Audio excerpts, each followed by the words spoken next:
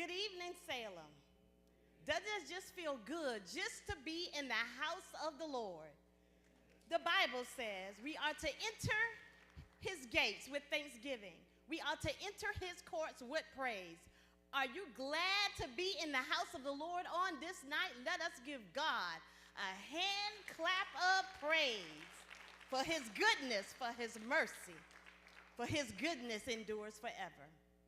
On this night, we welcome you to Salem Bible Church, where we'll be talking about faith and finance, securing the bag with Dr. Milton Jones. Here at Salem, our pastors are Dr. Joseph L. Williams, Senior Pastor, and Reverend Jasper Williams, Jr., Pastor Emeritus. Our scripture for this night comes from Luke chapter 6, verse 38. And it says, "Give, and it shall be given to you. Pressed down, shaken together, and running over." Let us pray. Oh, dear Heavenly Father, oh God, we first of all, we just come to you saying thank you. Thank you, oh God, for all the blessings that you have bestowed upon us. Thank you for the blessings seen and the blessings unseen. Oh God, we pray right now, oh God, that you would open up our minds to wisdom so that we'll learn more about our finances and how to secure the bag. Oh God, teach us not only how to give, but how to save and how to live on the principles of you. Oh God, we just love you and we thank you for this night. We thank you for everyone in this place. And these are the things that we pray for. And may we all say together, amen.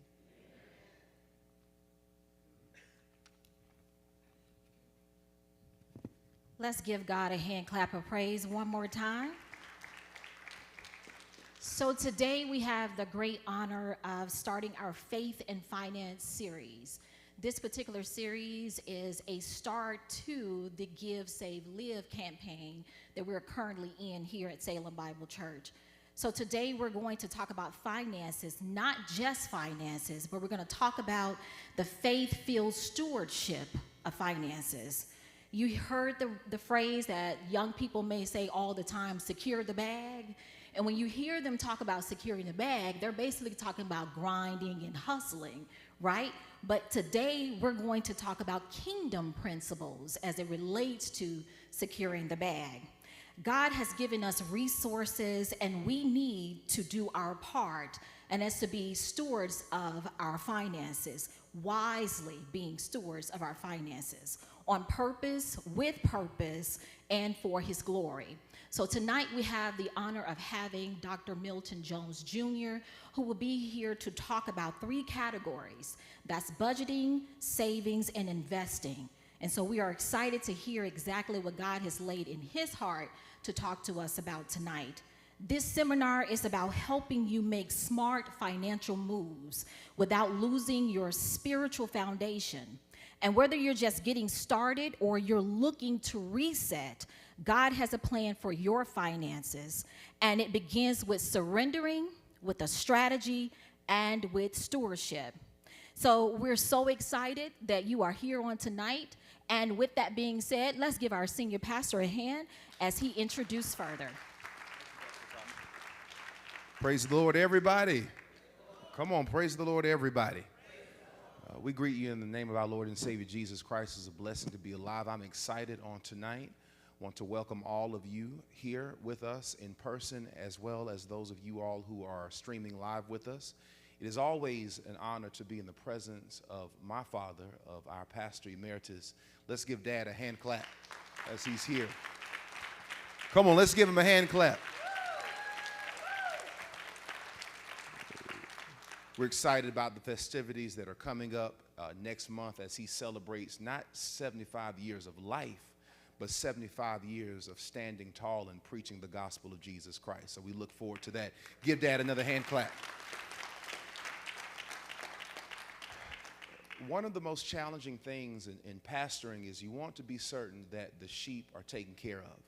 You want to be certain that when people are presented to the flock and to the sons and daughters of God within the context of the church, that you're putting people before them that are not going to harm them in any type of way, whose words and whose capacity, whose character, and whose competency is to the point to where when they're teaching, when they're preaching, when they're presenting something, that is food for God's people. And we're glad because on this evening we have a gentleman who is willing and able. He has such a litany of different accomplishments that I won't read all of them, because if I read all of his accomplishments, we'll be here all week. But I want you to hear some of the highlights. Dr. Milton Jones is the founding member of the Peachtree Providence Partners Holding Company, LLC. Peachtree Providence Partners is a holding company with full or partial ownership in companies and key business sectors, which include energy, financial products, healthcare, technology, manufacturing, distribution, and consulting. Mr. Jones was also a 32-year veteran of Bank of America and its predecessor companies, where he held a number of senior executive roles. As a former Georgia market president, Mr. Jones was the ranking executive publicly to customers and communities for an institution with more than $12 billion in retail deposits, 155 branches, and 7,000 associates. Mr. Jones is the chair of the board of the United Negro College Fund, chairman of the 100 Black Men of America, Inc. I told y'all. Immediate past chair of the board of the Atlanta Business League, is the vice chair and former chair of the board of trustees of the Meharry Medical College in Nashville, Tennessee. Mr. Jones is also an alumnus of the University of Notre Dame, Leadership of Atlanta, and Leadership Georgia. He has received degrees of a Doctor of Humane Letters, honoris causa from Shaw University in 2007, Allen University in 2023, and Meharry Medical College in 2025. Mr. Jones is a licensed life and health insurance professional and a Six Sigma black belt. I told y'all, he's a Renaissance man, a man of many, many gifts, and we're glad to present both in person as well as digitally Dr. Milton H. Jones. So I don't want you just to say amen.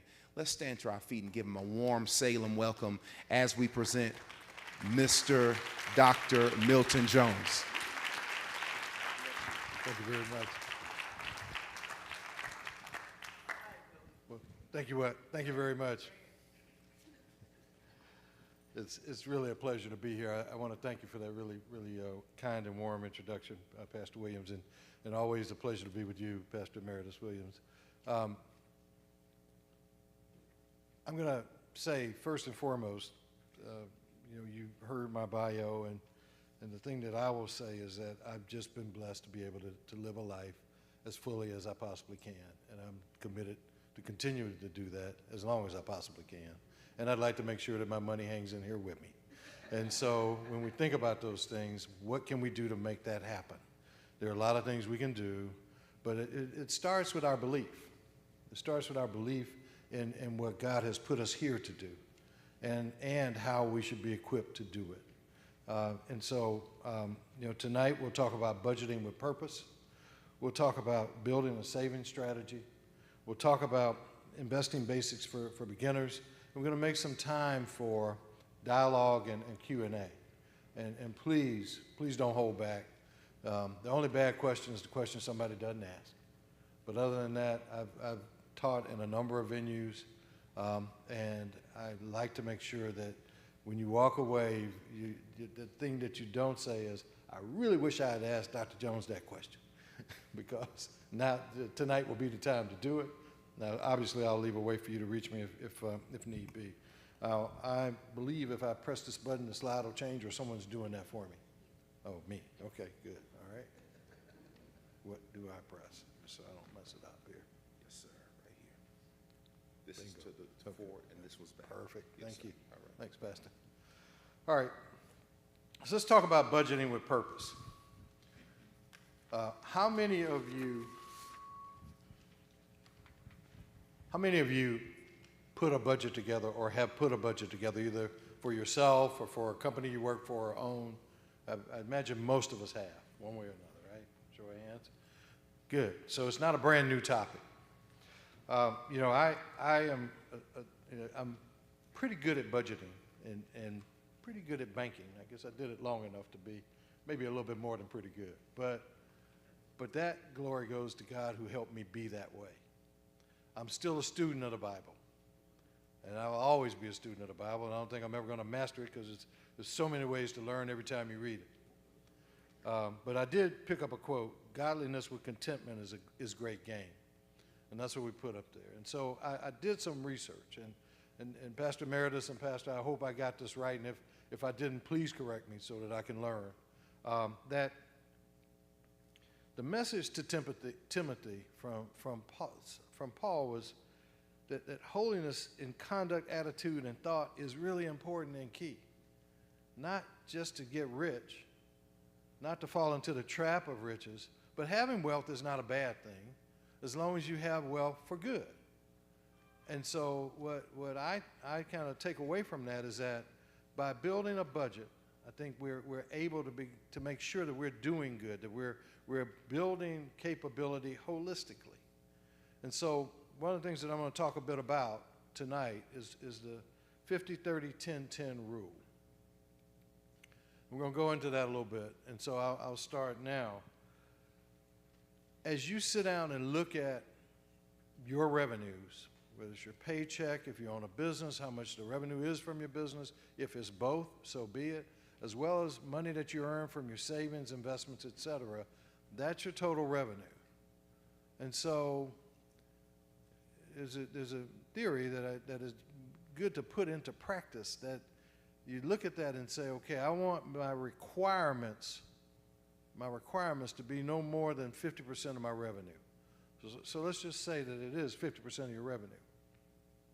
So what are your needs and requirements? Well, you rent. You got to pay rent, or your mortgage if you own a home.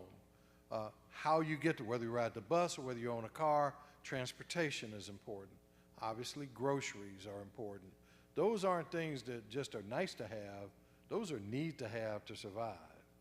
But, then we're probably going to get into a little bit of a discussion about where that line starts and stops. So is it nice to have a cell phone or need to have a cell phone? Well, like I said, there's going to be a little movement of that line. Well, you probably do need to have a cell phone in today's times, if for nothing else but security. But do you need one with all the fancy features, or do you need one just to be able to make sure you can call when you have a need? These are the kinds of questions you can ask yourself when you look at deciding where the line is. I mean, do you need to have the latest handbag or the latest suit of clothes that's out? Or do you want to just have nice clothes, decent enough clothes? And so what should your clothing budget be in that? You have to have clothes. I mean, you can't leave the house without some clothes on. So the point is, how do you sort of go about looking at that?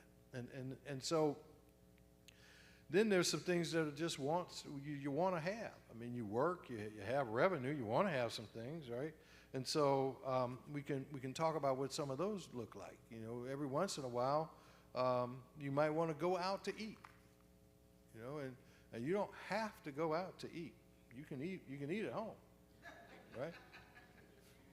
At least, I could eat at home when my kids were growing up. Once they got to be grown, I think my wife forgot to wait to the kitchen. But anyway, I can say that because she's not here. She actually does know the way to the kitchen. She does a great job, but she doesn't do it as often as she did when the kids were growing up. So we go out to eat a lot. But I think, when you look at those kinds of things, you have to say, do I really? And so I kind of put a little list together of things like, dining out, vacations, and, the occasional kind of splurge of a fancy outfit or whatever the case may be. Nothing wrong with that. Nothing wrong with that. But you have to put it in the right perspective. And then let's talk about the other 10 and 10. 10% of your revenue is something you should set aside for God, that you should look at contributing to those who help you serve God and who serve God with you. And so when you think about what tithing is all about, it is about the first fruits becoming available to help advance pathways for people to see their way to God and to keep seeing their way to God. Now, the pastors here are way better at talking about tithing than me, but I can just say from a financial standpoint, if you don't set it aside, you'll always find a way why you can't. Right? But if you set it aside first, you'll always find a way why you can't. So the same is true with saving. We'll talk about the difference between saving and investing later. But you should pay God and yourself first, and then everybody else. And so once you've done that, that leaves you 80% of your revenue, right? 50% for the things you say you have to have, and 30% for the things you say you want to have. Now, if you just want them and don't really have to have them, you might save a little more, right? Or if you work on ways, and we'll talk about that, if you work on ways to reduce the requirements of the things you say you have to have, then you'll be better off. So has everybody got that 50, 30, 10, 10? Okay. Now, how can you help kind of make that happen? You know, when I was growing up, and I grew up not far from here, over on was Joseph E. Boone Boulevard now, but it was Simpson Road back then. There we go. That, you know, my mom used a bunch of envelopes, and I remember as an inquisitive young boy asking Mom, well, what are you doing? She said, well, I'm paying bills. And I said, okay, well, that's good. And I said, well, what are these envelopes? She said, well, you know, there's the money for the church. There's the money for I'm going to put it in the bank. And then there's the money for the mortgage and these other things. I said, well, what about those pieces of paper over there that don't have an envelope? She said, well, those are the people being nasty to me, and I'm just not going to pay them this month. She said, I might pay them next month. So I don't recommend that you skip paying bills, but I'm just saying she had her ways. But I do think when you think about budgeting, it starts one way or another with this principle in mind. That is that you need to write down what you spend your money on. I promise you, if you write down what you spend your money on, you're going to be surprised. You're going to be shocked. And you're going to find that a budget is going to be a great tool for you. Some years ago, you know, my kids don't like me to make public speeches because I talk about them a little bit sometimes, but my daughter, who is a very accomplished and very successful accountant today, called me a good while back, and she said, you know, you probably don't know anything about hard times. I said, you clearly are our youngest child. But I find myself living paycheck to paycheck, and I feel like I should do better. And I said, well, what's your budget? And she said, budget? So I don't need a budget. I make good money. I go, well, see, that's why you need a budget. She said, well, how do you do a budget? I said, well, take your checking account statements, take your credit card statements, and create some groups. So eating out, seems like I'm against that. I'm not. I'm in favor of it. But groceries, rent, you know, things that you spend money on, write them down and create categories, and then write down what you spend. Well, she got very excited about it. She did it because that's my daughter, and I'm proud of her. Called me at midnight, woke me up, and said, do you have any idea how much I spend on Starbucks coffee? I said, do you have any idea how little I care at midnight? But how much do you? She said, too much. I said, okay, fine. Then that's why you do a budget. Once you write down what you actually spend, then you need to figure out what you want to hold yourself to spending. And you have to be realistic about that. Okay? Now, like I said, you start with the 10 and 10 first, then you get to the 50-30. All right? And so when you look at it that way, you'd be surprised once you start writing it down how many ways you can sort of redirect where your funds go. And you might be able to do more than 10 for the church and more than 10 for your savings and not even feel it. Another thing about budgeting, and I don't know, how many of you, and I've been on them all my life it seems, how many of you have ever been on a diet, like a food diet? Okay. You know, how many are always on a diet? Anyway, but I remember being on a diet, and I remember writing down everything I ate, you know, all throughout the day, right? As I was going through the day, how much did I eat? And I I remember that because I still do it. It doesn't do me a whole lot of good, as you can tell, but I'm trying. But in doing that, I found that sometimes I didn't eat as much. First of all, because I got tired of writing it down. And second of all, because it made me more conscious of what I was doing. So then I remember when my wife and I were trying to figure out, we said, Lord, how are we ever going to be able to buy a home? I mean, we got student loans, we got all these things, and we just don't know how we're going to make it, and we're just going to try. And then it occurred to us, maybe just like that diet, we should write down what we spend money on. Just do it for a week. But be real about it. Don't fool yourself. If you use your credit card to buy gas, that's spending money too. If you use your credit card to buy food, that's spending money too. So write that down and then figure it out. And you'll be very surprised, because there's going to be some things that you might not put in your budget until you realize, hey, I actually spend a lot of money on that. My wife and I are in a constant battle about the cost of cable TV, but anyway, that's another story. She's a very avid reader. I'm a good reader and an active reader, but not as avid a reader as our Rudy. And so, as such, she doesn't think we need cable at all, and clearly no cable's not the answer, because cable's got ESPN on it. But less cable might be the answer. So all I'm getting at is that as you write these things down, then you really learn more. That as the Bible says, write the vision and make it plain. And so, some tips to think about. I already talked about track your income and expense. Then create a realistic budget based on your income and spending patterns. Again, the 50-30-10-10 rule. Then review your actual expenses and adjust your budget. So you say, well, I wanted to spend this much on electricity and this much on gas, and in the summer, I'm going to spend a lot more than that on electricity and a lot less than that on gas. And you can enter into the budget plan with the gas company and the electric company if you want to. And they'll average it out for you. So that's a way that you'll know more what your expenses are going to be. Your rent doesn't change that much. You can write that down and lay that out.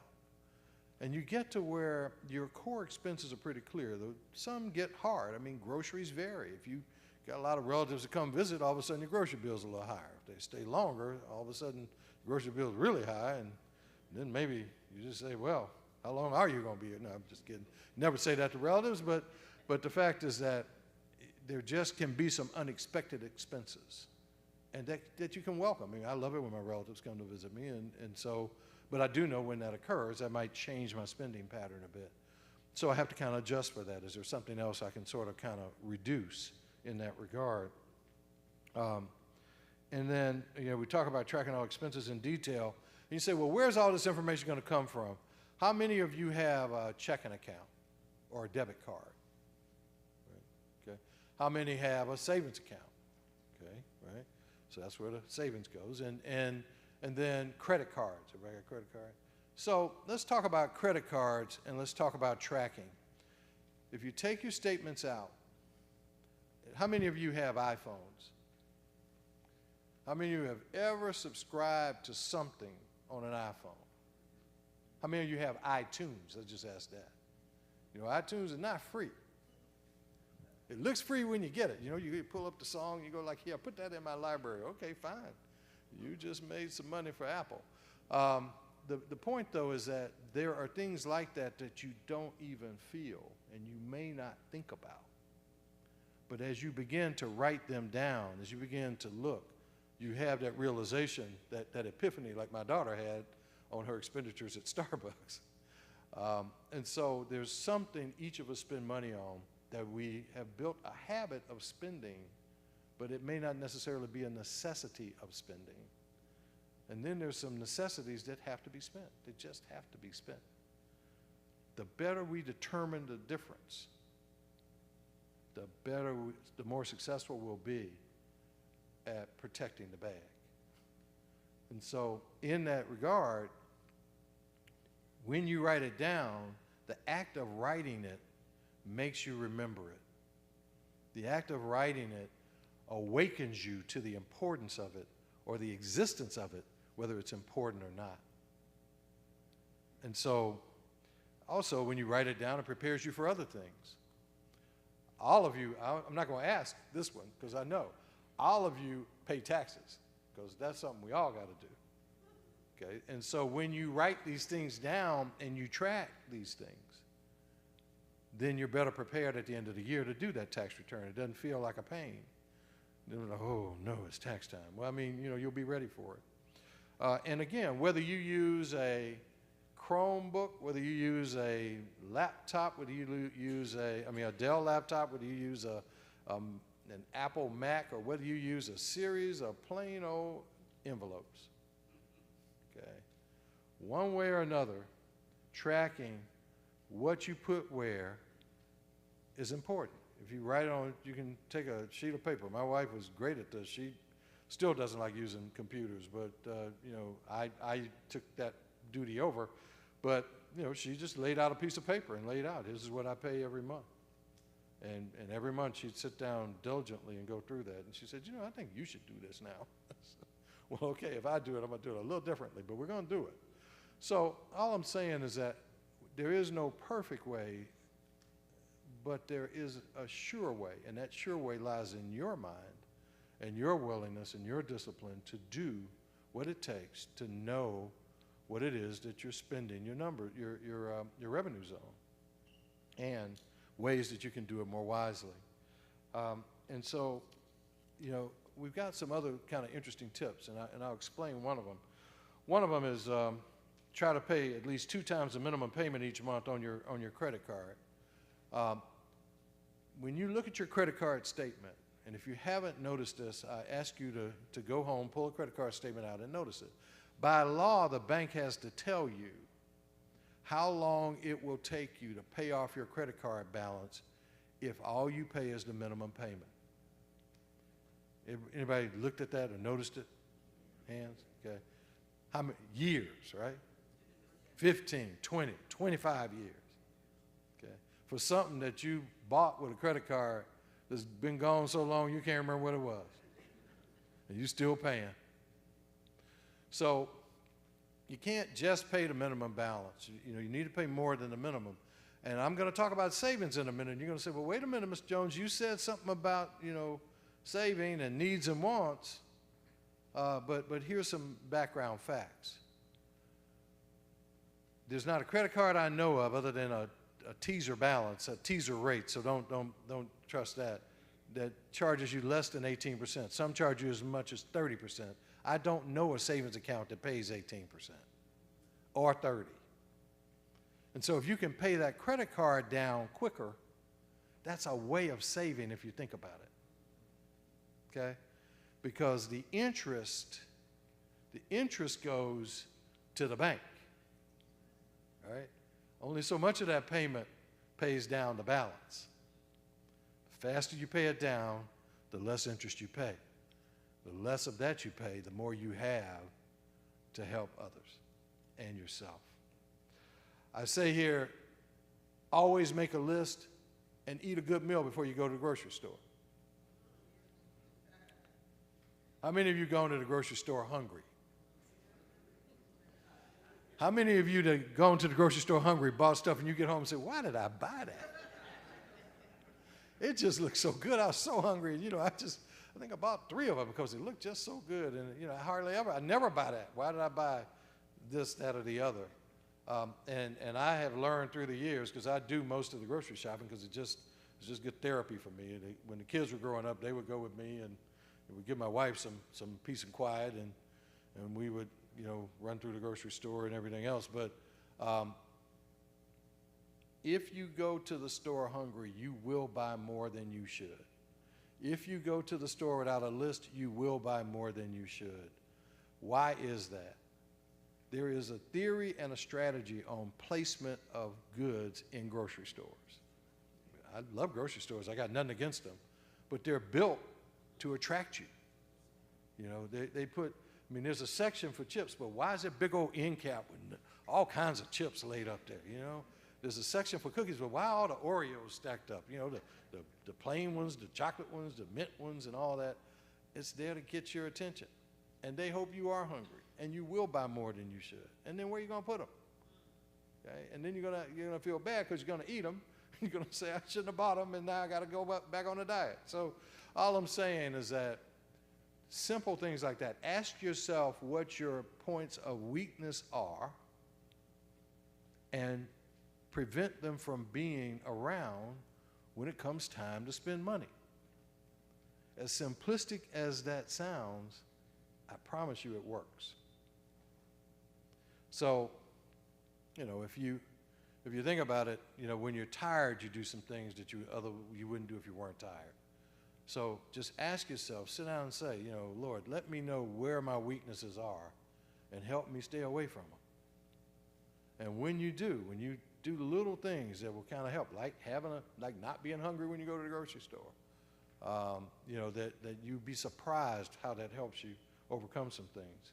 And then one of the things that's very, very important is your credit score. I think all of you said at least you have at least one credit card, and you know, there's a thought. Well, if I check my credit score, it's going to hurt my credit score. No, it's not. It really won't. Okay, but there are ways you can improve your credit score. You can improve your credit score by paying your bills on time as much as you possibly can. You know, having zero debt doesn't exactly help your credit score, but it, you know. But it's better that than having, you know, a history of late payments. And so it's a balancing act. And there's just incredible details. There's a book by John Hope Bryant called Financial Literacy for All. And there's some amazing numbers. You know, he did a study, and he talks about it a bit in the book, where he compares two neighborhoods where the average credit score in one neighborhood is below 620 and the average credit score in another one is above 620. Life expectancy, crime rate, all these different things happen with low credit scores. Shouldn't, but sometimes does. The data says it occurs more often than it doesn't. So I think the key is to make sure you know where you stand, and as we look at things like how do we kind of pay, can I make an extra payment on a credit card this time, and maybe not go to Starbucks this week. You can still go to Starbucks, just maybe not this week. And so, you know, you don't have to have total abstinence from things that are healthy for, that you think are useful for you, but you just have to keep them in perspective. You have to keep them under control. And when you do, you'll be amazed at how fast this journey comes along toward being able to provide more for your family, for your future, and for your church and community. Questions on that before I move on? And we'll take some more at the end too. But if anybody's got a burning question right now, just feel free. Okay. Question? John Hope Bryant. It's actually his 5th book. It's called Financial Literacy for All. It was a number, when it came out about a year and a half ago, it was the #1 seller, #1 business book seller on the Amazon platform when it came out. So let's talk a little bit about savings and building a savings strategy. I'd look at it in 3 ways: short term, intermediate term, and long term. So let's just talk about short term. Someone once said that that compound interest is the 8th wonder of the world, because that's money that you make while you sleep. Okay? So if you looked at short-term objectives, if you could save $2 a day, $2 every day for 6 months, and that doesn't sound like a lot, right? I mean, it can sound like a lot maybe, but but once you kind of get used to it, $2 a day, if you do that for 6 months, that's $364. If you grow from that to $3 a day, that's $584. So you're almost at $1,000. If I said, Stan, I want you to save $1,000 right now, you'd say, well, I can't do $1,000. But if I said, could you do $2 a day? Could you grow it to $3 a day? And that doesn't count the interest. The interest adds to it too, so that's how you get to 1,000. So, you know, if you do that and you keep raising it, so in the following year, if you could get to $4 a day, you know, and then the next year get to $5 a day, so then you could get to where, you know what, I could be okay. There's about 30 days in the month, right? There's like at $3 a day, in 30 days, that's $90, right? And I didn't feel it when I was doing $3. I was just putting that $3 in an envelope, and then I was taking it to the bank. Well, then you could say, maybe what I'll do instead is set up an automatic payment. And I'll just make an automatic payment of $90 a month or $50 a month or whatever it is that you're comfortable starting with. And what's interesting is once that happens, you just get used to it. That is the beginning in the short term of your savings plan. Again, my mom, who was a very wise lady and I miss every day, who lived to be 94, said, you know, I get the credit union to take money out of my paycheck and I don't even feel it, you know, because I'm just used to living off the rest. And so that was her way of taking care of that 10 in the 50, 30, 10, 10. And then she wrote, you know, checks to the church for the 10. But she was able to do it because of the earnings she made off the savings that she had. And so it is not something that is impossible. As tight as expenses may be on your revenues, it is only impossible if you don't do it. But if you just do a little bit, just $1 a day, it adds up. And so when you look at it that way, what seems like an impossible journey because it's so long, you find that the old adage is true that, you know, a journey of 1,000 miles begins with the first step. Also, if you don't know where you're going, any road will take you there. But if you do know where you're going and you have a plan like we just said, then you're in a position to end up in the right place and in the right position to take care of everything you need to take care of. And so that automatic deposit piece can really, really add up. It's also important to make sure that you stay on top of, you know, those automatic deposits, because you can do it for your children as well. And it occurred to me, I was looking at my bank statement, you know, my son's 49 this year. I'm still making an automatic deposit to him. It might be time to change that.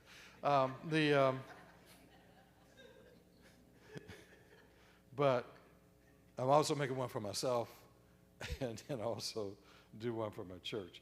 But something that can seem kind of crazy. And you'd say, that can't be much. At the end of every day, well, people don't use current coins and currency too much anymore. I guess everybody uses Cash App and Venmo and everything else. But if you do use coins and currency, and you end your day, you know, if you're a man, you empty your pockets at the end of the day, put it in a jar. If you're a woman and you end up with change, put it in a jar. I promise you, not only is it a whole lot of fun counting that change with your grandkids, which I enjoy doing, and they enjoy getting one roll of coins, which is, you go, well, can I get 2 rolls, Granddad? Nope, one roll. But then, you know, you go to Coinstar, all of a sudden you find you just saved up $250 worth of coins, right? And I'd say hurry up with that, because they're going to get to the point where they're not going to be coins anymore, it seems to me. But just little things like that are ways in the short term to build the beginnings of a saving strategy. So then in the intermediate term, what are some other things you can do? When you look at it on the intermediate basis, then you're starting to kind of accelerate things, right? You heard me talk about envelopes. Whether you do it in an envelope, whether you do it in a bank account, set up specific activity amounts, if you will. So, for example, whether it happens this year or next year, something's going to happen to your car, right? And it's always going to happen, it seems, at the worst time. And there's a reason for that, because there's no good time for something bad to happen to your car. And so, when you think about it, if you can, I say it here 10% because you've already started saving. So even if it's not 10, even if it's 5%. So if your car note's, $500 a month, and you put away, 5% of that, or 10% of that would be $50 a month, and just say 5% would be $25 a month. Put it away, put it in an account, and then when that transmission goes bad, or those tires pop unexpectedly, or whatever happens, or you get service B on your car like I did today, that you have something to pay it with, and it doesn't hurt so bad. Same can be true about vacations. We said that that's in the 30, but if you want to go on a vacation, why not put some money away toward it as you go? So that then when vacation time comes, you look at that balance, you go, well, okay, I've saved this money, I've got $2,000 in the bank for vacation. I don't think I want to go on vacation that bad. I think I want to spend half of that and keep the other half. It's amazing how just like spending can be a habit, savings can be a habit. The difference is savings is a really good habit, and it does some great things for you and your family. Christmas shopping accounts. There used to be something back in the old days. I started in banking in 1977, as Pastor said, at CNS Bank. How many of y'all ever heard of CNS? Yep, okay, we got some Atlanta people here. That we used to have a Christmas savings account. You put a little bit of money in it. I know my grandmama used to do that, and she'd put a little money in her account every month, and then come Christmas time, she used envelopes to give us all a little money, but which we appreciated, or she bought gifts with it. And same with a birthday gift account.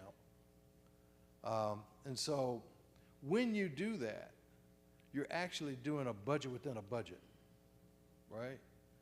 Because if you don't, who can tell? I know I can't tell. They're now older now. I have 5 grandchildren. God has blessed us. I have 2 adult children and 5 grandchildren, and the grandchildren range in age from 16 and a half and 15. Those I call the bigs. Those are my daughter's kids. And then 8, 6, and 2. My son got married 10 years after my daughter, and now they have the younger ones, even though he's older than her. But they said, well, Granddad, we could go. We went to church. We could go to Krispy Kreme, right? I go like, well, yeah, I guess we could go to Krispy Kreme. Well, we could eat it in the car, right? Yeah, well, that's good because Dad never lets us eat in the car. So when birthday time comes, you want to give them this toy they want, and then you ask yourself, where is the toy like that was so critical that you bought them last year for $25? Okay, at the ripe young age of 6, right? Nobody knows. So maybe a $20 toy is just as good as a $25 toy. Or maybe when they get older, a bigger toy. Or maybe when they get even older, helping them open a savings or investment account would be as important or more important than a toy. But those are decisions you can make by having a fund that you put away for that. You put some savings away, and so I'm going to go to my birthday gift account or my Christmas gift account, and that's what I'm going to use. And so it's, that's not the most critical kind of savings. You got to start with some level, and that's why we went from the short term then to the intermediate term, where you're getting up to this kind of level. And then here, again, we talk about paying down credit card balances more aggressively. If there's nothing you take away from what I've said, we all have credit card balances, Lord knows I do. But the harder we can work to reduce them, the better we're going to be. And you know, you sometimes you just have to use a credit card. I mean, it's not for something that's a splurge, it's for a necessity, some surprise that hit you. And so you want to have a balance available on that card when that surprise hits you. But then once it's gone, you want to try to pay that down. That is a way of saving in a different way. Even though it doesn't increase your savings account balance, it does reduce your debt, which increases your net worth. Right? Okay, so then long term.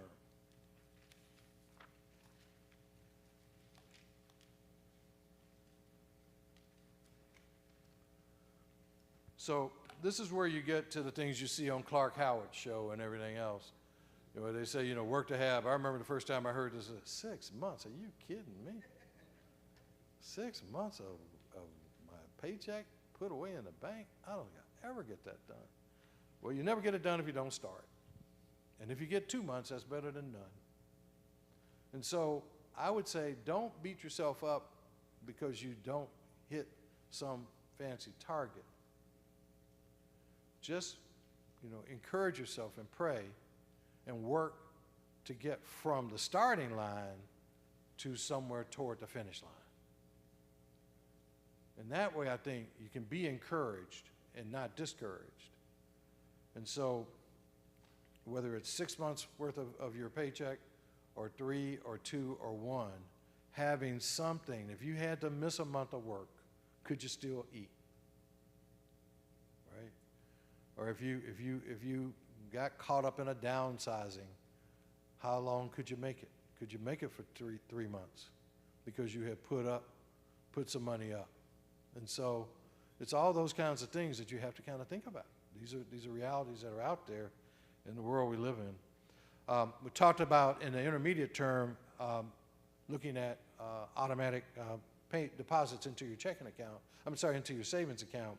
So then in the long term, once you've gotten into it more, some of your bills have gone down, then you can put more in your savings account. And same with, you know, if you have children that are going to college, you know, putting some money into a 529 account. And that's an account that can be used only for college tuition, but can be used for that purpose. And so that can be useful as well. And then if your home is paid for, consider saving what you used to pay on your mortgage. Yeah? And I know that seems like a big amount. But if you're not paying it on your mortgage, then what else could you do? And it may well be that you're able to increase as well how much your tithe amount ends up being. Because that's money that you don't have to put into that envelope for mortgage. And then, again, try to eliminate credit card debt, and that will make you even better off. So as you can see, what we're aiming toward more and more is we start with 50, 30, 10, 10. With these steps and approaches, what we're trying to get to is where 50 can be 40, 30 can become 20, 10 can become bigger, and 10 can become bigger. Then you find, you know what? Pastor was right. God bless me and I can bless others. And so, you know, when we are blessed and when we're favored, then for those who may feel, God favors us all, but those who may feel less favored, perhaps, you know, our harvest can be shared with them. So we go then to investing basics for beginners. But before that, before we go to investing, any questions on savings? Okay.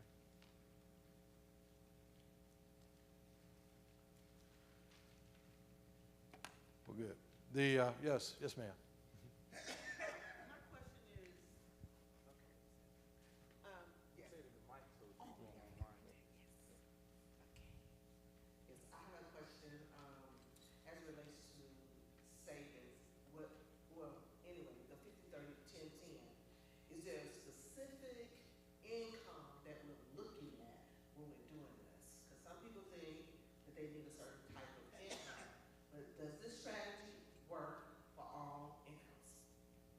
Well, thank you for that question. It's a great question, and yes, it does work for all incomes because it's a percentage.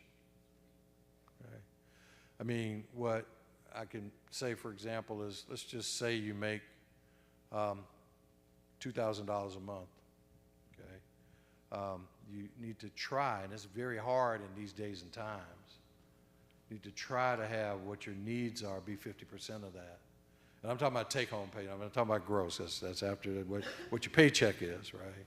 So let's just say it's $2,000 a month. Then you need to try to live and eat on $1,000. Okay, and that can be hard.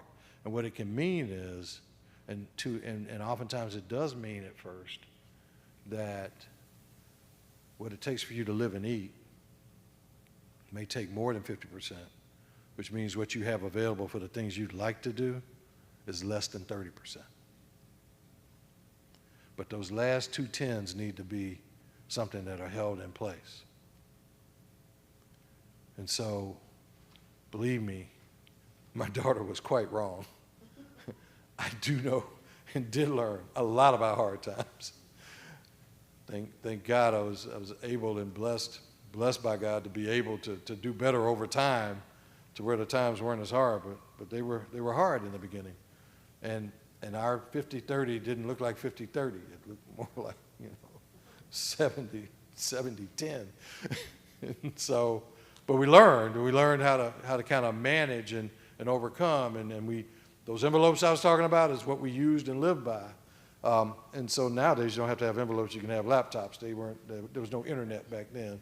And then we went on from there. Yes, Dan? In a situation where a lot of times now, because of high rents and mortgages and things of that nature, sometimes there are more circumstances where you have a home and you may have older kids in the home. If I'm somebody staying with my parents, for example, but I'm employed, it may be such a thing where I may not be able to pay a higher mortgage or rent. How would you apply that 50-30-10-10 rule to someone in that situation? Well, I tell you, now I asked for questions, didn't I, Pastor? Now I'm getting the tough questions. Well, here's the deal, and I know it doesn't always work this way. I have many friends who have the situation you just described. 50, I mean, the revenue I have from the work I do on my job is one thing, and my paycheck is one thing. But if there are grown people in the house who are able-bodied and working, then there's a piece of rent that would be theirs. Okay? And that would change my income. Now, I'm gonna tell you, she's looking down on me right now, and she's gonna tell me, boy, don't tell all our business. But I will tell you that when I graduated from college, I was gonna move into an apartment, and the guy I was gonna room with had some circumstances change in his life, and so he went off, got married, and so I couldn't move into an apartment. So I stayed at home with my parents, and it was very clear, that there would be rent, and it would be paid. and I paid it, and because I was right sure that maybe, just maybe, I'd come home and find my belongings, what meager few I had. But it wasn't long after that I moved out. But I guess what I'm saying is that a household is kind of like a business in some ways, and everybody who's able should, because some people aren't able. Okay, and if you're not able, that's a different thing, a very different thing. But if you are able, and if you are enjoying the fruits of the harvest, you need to do something about the planting of the fruits in the first place. And so I just think that that's a conversation a lot of times, it's more of a thing nowadays than it used to be. I can just say that. I know it is. And I know, a lot of parents who, say, well, I don't want my kids out on the street. Nobody does. But, they need to learn the 50-30-10-10 rule too, right?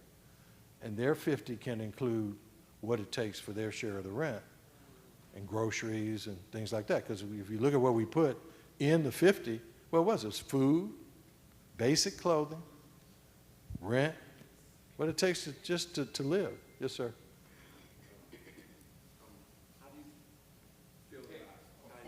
I think they want you to, tell you what, I'll let you use this one. Let me say one thing, please. Let's let this be the last question. Let's let him finish. Okay. And once he finishes, then we can ask, because he's going to be talking about investment basics, and I know we all need to hear that. So, I'm go sorry. ahead. Okay. How you feel about high yield savings account? High yield? High yield savings accounts? Okay. Well, can I postpone my answer on that? When I talk about investing, I think I'm going to cover that and some more things. Okay. All right. Thank you. Okay. Yes, sir. So I always have to ask, because I can talk about this stuff all night, but I know y'all got to get home. And so investing basics. You asked me, sir, about high yield savings accounts. I'm gonna say, first of all, in setting, we said to set a target, for your expenses. I think it's also important to set a target for your investments. Okay. There have been so many people over the age of 60 who have been robbed of their life savings, who have worked really hard because somebody came along and said, "Oh, you're not making enough money. Let me hook you up. Let me show you how to make real money so you can show your friends how smart you are." And so when you look at it, they are attacking the bag.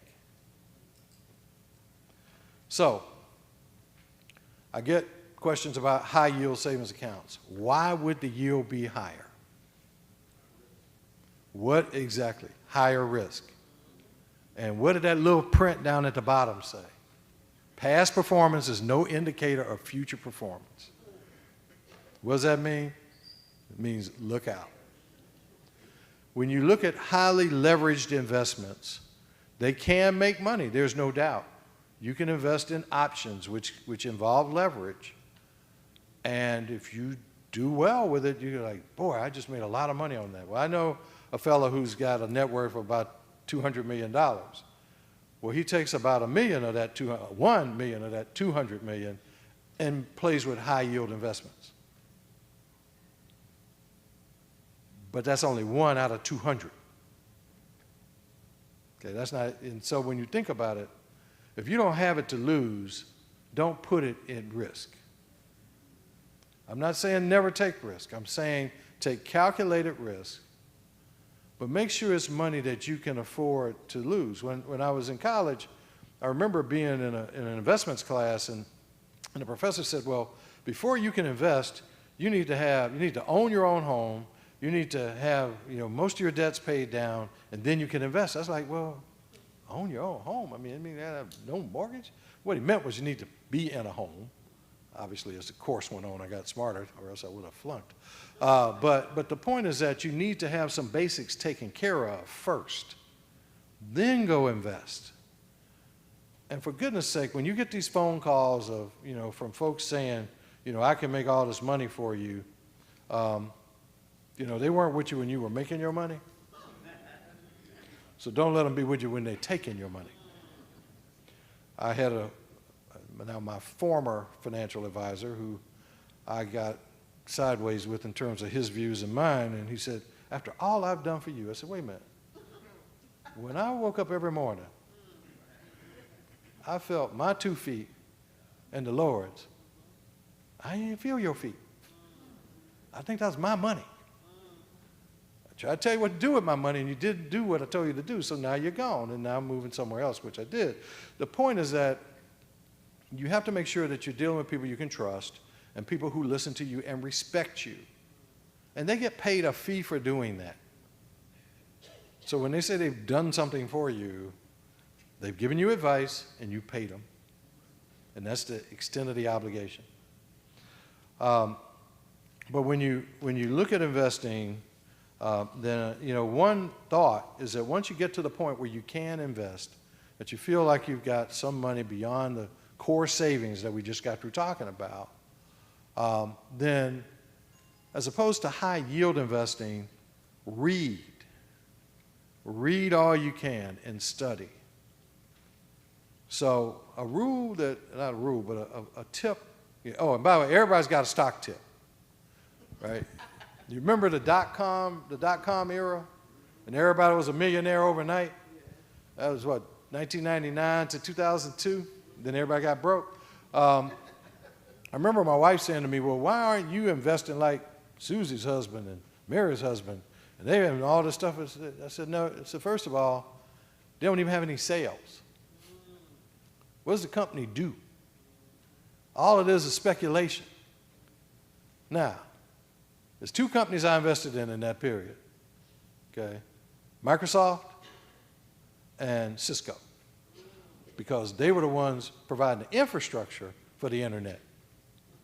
Beyond that, all those others, I just said, y'all can have it, and it broke a lot of people.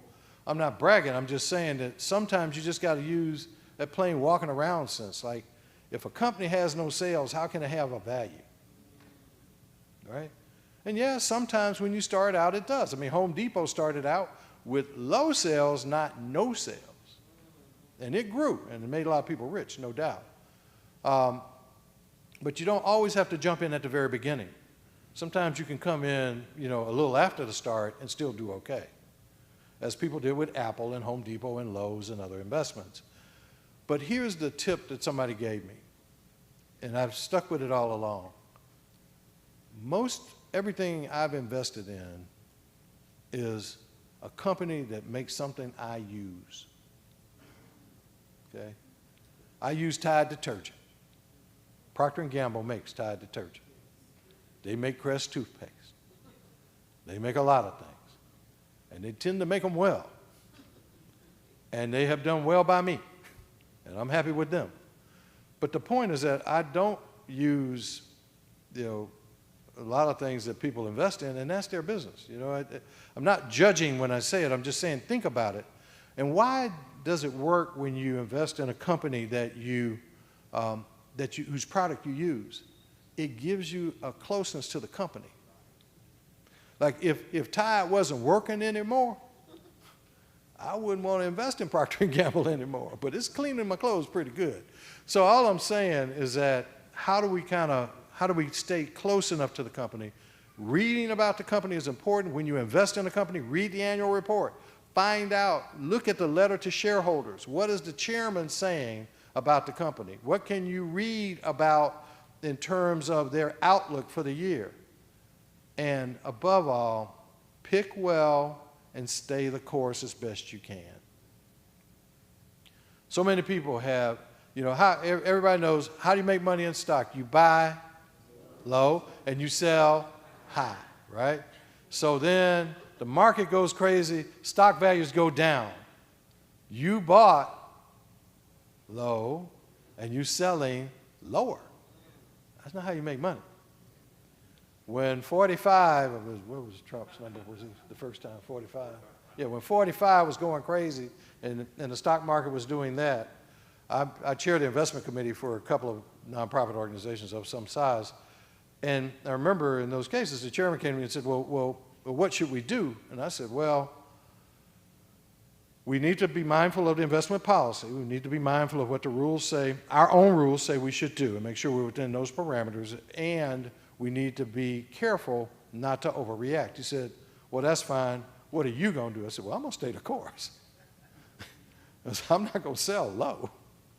And I don't think we should. And that both those funds made money, and I did okay. The point, I guess, is that you also, though, have to inform yourself. You also have to make sure that you understand what else is happening. If there's a material shift in the company, if all of a sudden it's just not doing like it used to, or a big change in management, those are all things to be mindful of and say, maybe I should kind of ease my way out, or maybe I should get out. But don't panic when you do. And then the other thing about investing, which you hear about, and it does work, is dollar cost averaging. Once you find a stock that you want to invest in and you believe in that company, try to buy a few shares every month, even when the price goes up. Because if it's going to go up, it's going to keep going up. And it's amazing how that can change. But, you know, sometimes it'll go down. If you dollar cost average, you do a disciplined approach. Sometimes the stock will go up, sometimes it goes down. You still buy it, and it works your cost basis to where you still have a net gain.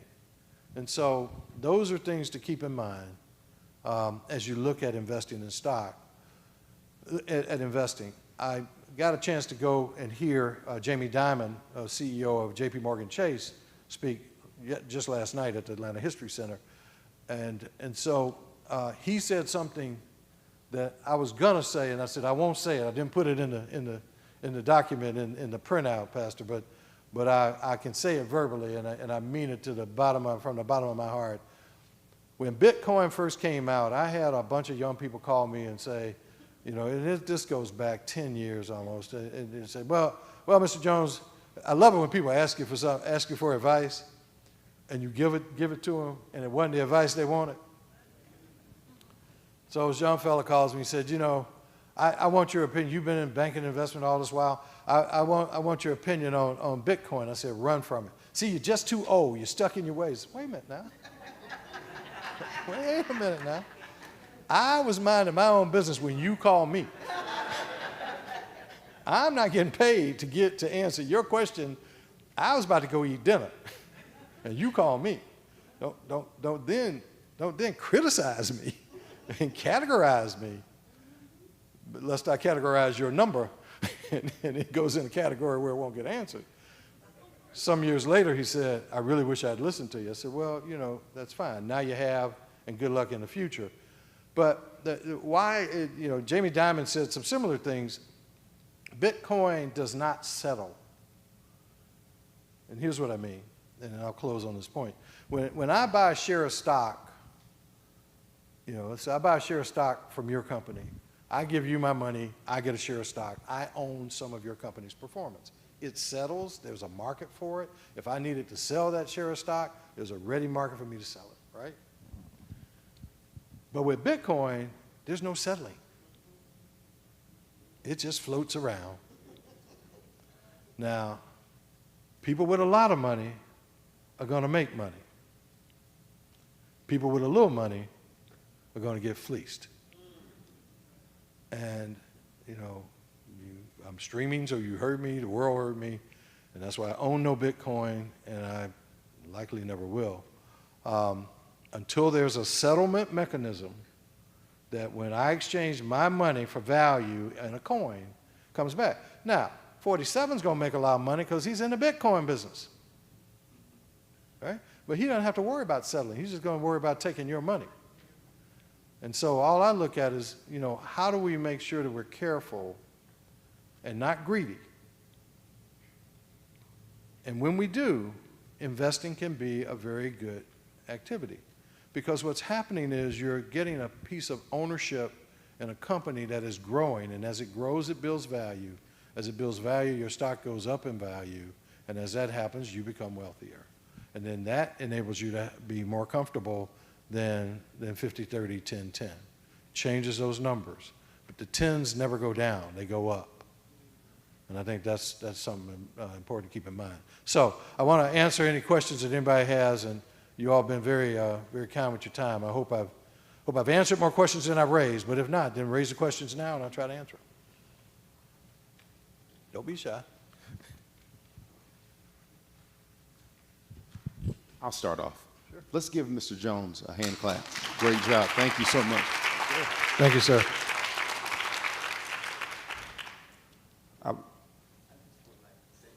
Go ahead. Just go to the mic. That way the streamers can hear. That's the only reason. All right. Hello, Reb. Hello, Salem. Hello, neighbor. How you doing, neighbor? This little boy right here started in L.A. I worked 2 jobs. I saved one, and I lived out of one.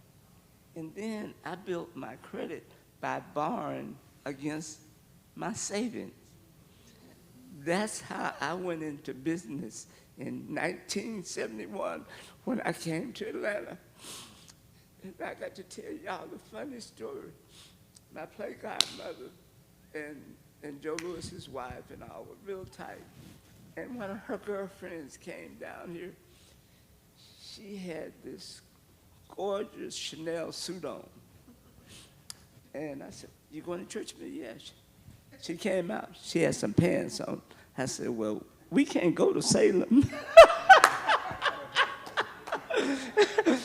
But what I'm saying on the finance thing is my little blank owns part of a bank in Buckhead right now.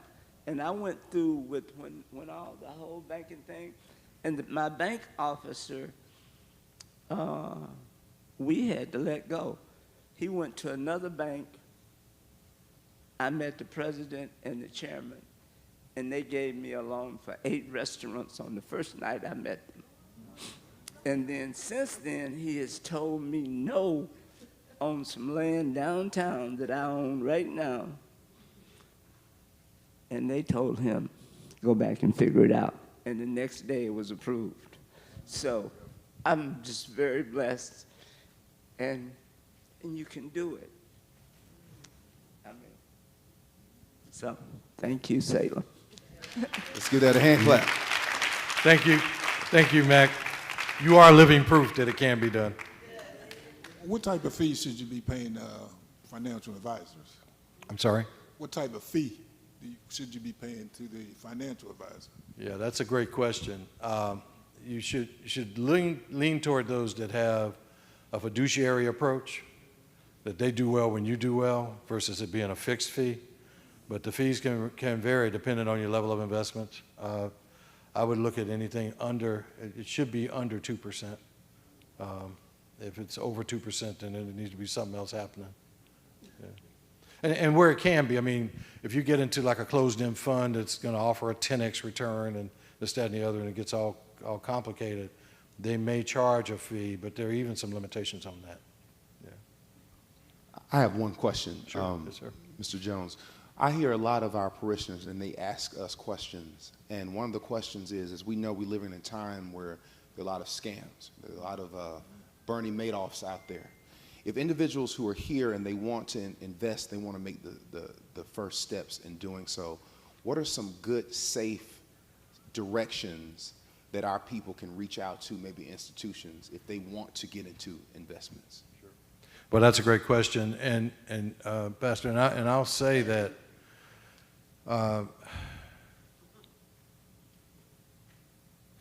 stay away from anything that doesn't, there's, in the latest news today, was it Liberty Loan and Bank or Bank and Loan or something like that? It's not a bank, okay? It's not FDIC insured. It's not chartered. And so from a bank standpoint, a savings standpoint, look there, okay? From an investment firm standpoint, make sure that you can do some homework on them. If you've never heard of them, the odds are they don't exist. And if they call you on the phone, hang up. Okay. I mean, I know that sounds simplistic, but I never got a phone call from somebody who wanted to handle my money that I felt like I could trust. Okay. And it always starts with, "Oh, hi, Milt. I got a hot tip for you. You don't even know me. You don't know me, and you obviously don't know my name, but you got a hot tip for me. So I got a hot tip for you too." And so, I just think that somebody will say, "Well, see, you got to get into New Age. You got to take advantage of these things." But more money has been lost on scams, okay, than you can imagine. And way more money has been made by avoiding them, by just staying the course, steady as it goes.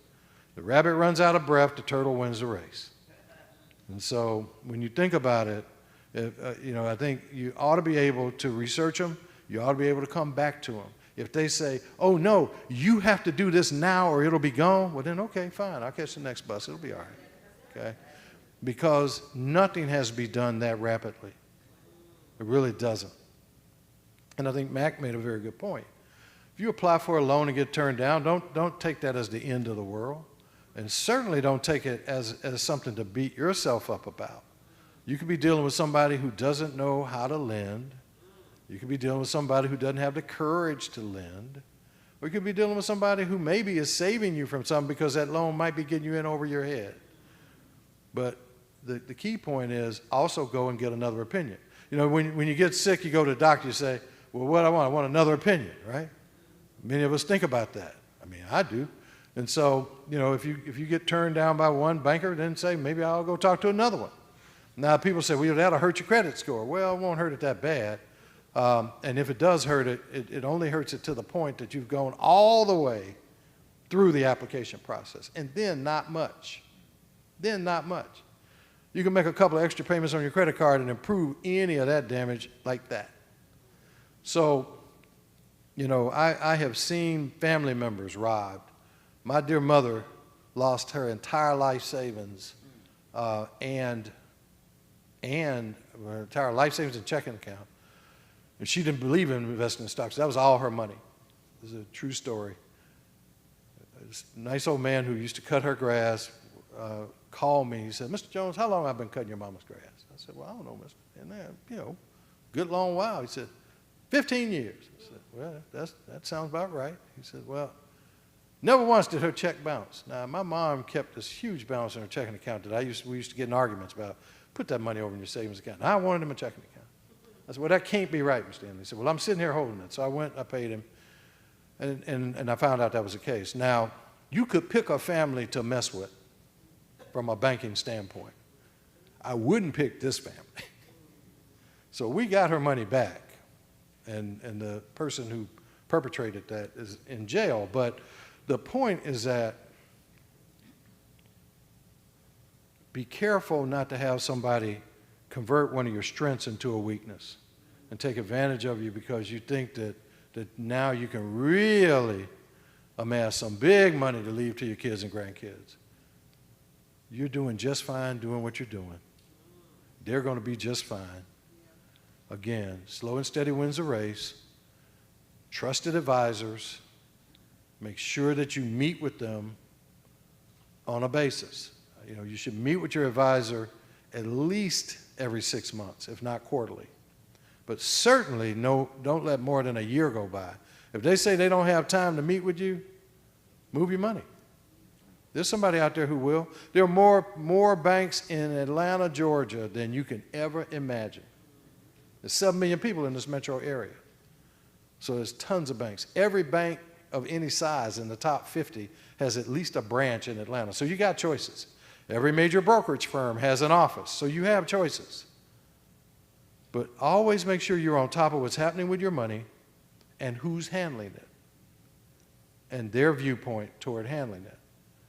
So I just think those are just some things to keep in mind. And on highly leveraged instruments,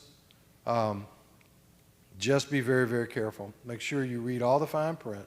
Make sure you understand how it works. In other words, you can demand. You say, tell me why this account yields 12% when most accounts yield 3%. And if they ever get to the point where they're starting to kind of talk fast or talk sideways, then run away. Don't walk away. Run away. Because there's no reason why it should. I mean, it's very hard to defy gravity. So hopefully that's been helpful. Yes. Good Yes, ma'am. evening. I have one question. In your overall financial aspirations, how does one incorporate for aging parents, although mine are deceased now, but in order that it does not overtax what you're saving for retirement? Yeah. You know, that's a great question, and I will tell you, I didn't do a very good job of it, but the Lord blessed me. And I was able to take care of my mom and take care of my dad before they passed away. I'm not going to tell you I had planned for it. I had, the one thing I didn't talk about is that when it comes to saving and investing, you ought to have a goal. There ought to be something you're saving and investing for. In my case, I wanted to be able to retire when I was 55. It turned out I could retire when I was 50.